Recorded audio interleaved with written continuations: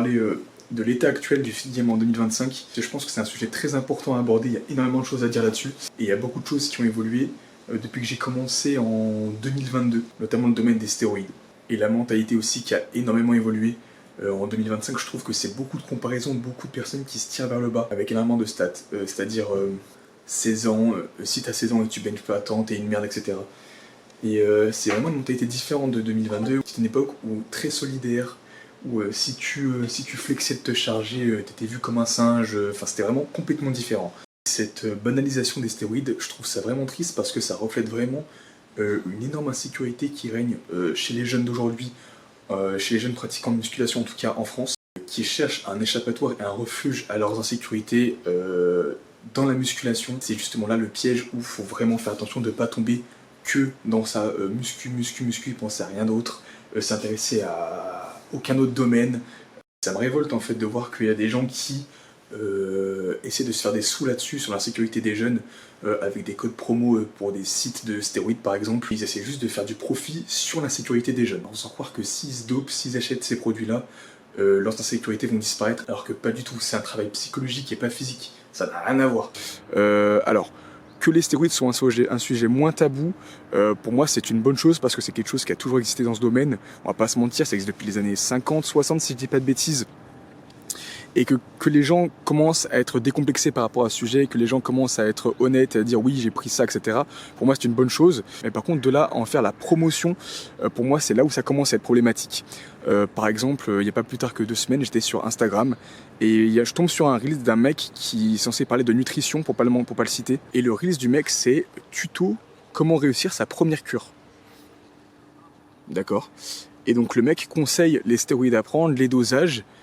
Je rappelle qu'il poste ça sur Instagram, c'est-à-dire que c'est un réseau social qui est rempli de mineurs, on va pas se mentir, de gamins de 16, même 18, 19 ans, qui ont à peine 2-3 ans de salle, des mecs du coup très influençables, hein, parce qu'ils sont super jeunes, et les mecs dans les commentaires posent des questions du style quel peptide tu conseilles à prendre, est-ce que le MK677 ça vaut le coup, etc. Et je vois personne, je vois personne indigné, on dirait qu'il n'y a que moi. Il manquerait plus que le mec conseille quel type de seringue prendre et ça serait, voilà, la cure serait complète. Je sais pas, pour moi c'est choquant. C'est-à-dire qu'il y a 3 ans c'était pas du tout comme ça. Il y a 3 ans en 2022 tu faisais ça, bah tu passais cash pour un bouffon et tout le monde se foutait de ta gueule en fait. Et du coup le problème de ça c'est qu'en fait ces jeunes qui grandissent comme ça avec une mentalité pareille, plus tard ils seront adultes, ça sera les influenceurs de demain. Et du coup, qu'est-ce qu'ils vont proposer comme contenu aux futurs jeunes? Enfin, je veux dire, pour moi c'est super inquiétant. Parce que si tu te commences à te charger à 16-17 ans, mais qu'est-ce que tu vas faire de ton futur en fait? Ensuite quoi? Genre, ta vie va tourner autour de quoi si à 16 ans tu commences déjà à te charger? Tu vas juste devenir un gros gymcell, même sans besoin de se charger. Hein. Si t'es un matrixé de la salle, mec, et que tu penses vraiment que à ça, que tu parles que de ça tout le temps, et que t'as aucun autre intérêt dans la vie, tu vas juste devenir un gymcell. Et c'est pas du tout l'objectif, mec. Un gymcell, gros, tu vas juste passer pour un gros bouffon auprès de tout le monde. Et tu vas avoir 0 cercle social, enfin je veux dire c'est horrible. Si en dehors de la salle t'as aucune culture, je sais pas, tu t'instruis pas, bah t'es juste ennuyant à mourir mec. Et genre en fait personne va s'intéresser à toi, ce qui est normal. C'est quoi le mieux? Être quelqu'un de cultivé, d'intéressant et en plus d'être stock, ou juste être dead stock? Pour moi être stock c'est censé être quelque chose de bonus. C'est pas censé être quelque chose, c'est pas censé être un tout, tu vois ce que je veux dire? Par exemple sur les réseaux, moi, sur TikTok, YouTube, je parle que de la muscu parce que c'est le sujet que je veux traiter précisément, la communauté sur laquelle je veux influer. Mais en dehors de ça, IRL, je vais jamais parler de muscu à quelqu'un qui s'en bat les couilles de la muscu. Parce que je sais très bien que ça va le faire chier et la conversation va pas du tout être intéressante ni enrichissante. Il y aura en fait aucune plus-value à parler de ça avec quelqu'un qui s'en bat les couilles, tu vois. Alors que si tu penses qu'à ça, que tu parles que de ça, gros, bah tu vas lui dire quoi? Hier, j'ai bench 6 plaques. Bah d'accord, bah le mec il va te regarder comme un bouffon, il s'en bat les couilles le mec, tu vois ce que je veux dire? Ça marche pareil pour les meufs en soi.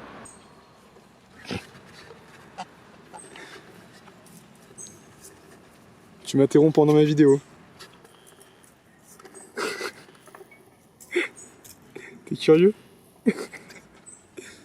J'ai rien à manger. Hein. Je me fais interrompre, putain mais il est tellement proche de moi. Est-ce que tu parlais du fit game en 2025 toi aussi? Est-ce que t'as quelque chose à dire sur le sujet? Peut-être, je sais pas, non. Parce que pour moi, il y a une nuance à tout, tu vois. Est-ce que le physique compte? Oui. En vrai, oui, on va pas se mentir, le physique, c'est toujours bien de faire un glow-up, tu vois forcément une différence dans ta vie sociale, ça t'ouvre des portes de faire un glow-up, tu vois, d'avoir un glow-up, c'est forcément que ça t'ouvre des portes. Mais est-ce que ça fait tout? Absolument pas. Il y a tellement de choses à faire intéressantes dans la vie, les gars, il y a tellement de domaines à explorer, de choses à tester, ça tourne pas au cul autour de la salle, ça tourne pas au cul autour du physique, même si c'est quelque chose important, on va dire. La vie est tellement vaste, les gars, tellement de choses à apprendre. Donc voilà, les gars, même si vous kiffez la muscu, c'est important de ne pas en faire votre entière personnalité. Parce que même les bodybuilders pro, ils font pas que ça de leur vie.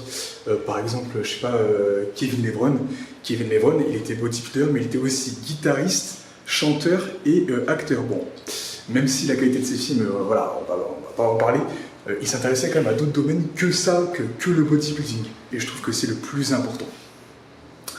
Donc voilà les gars, j'essaie d'être plus actif sur YouTube, je sais que je dis souvent ça, mais ça me tient vraiment à cœur, c'est un format que j'aimerais bien tryhard, même si c'est compliqué, ça prend beaucoup de temps, beaucoup de travail, je suis pas encore si chaud que ça en montage, mais je vais essayer d'améliorer ça quand même, parce que c'est quelque chose que je kiffe faire, et même si c'est nouveau pour moi, c'est une plateforme où j'aimerais bien poster quand même beaucoup plus. Prenez soin de vous les bros, et à la prochaine.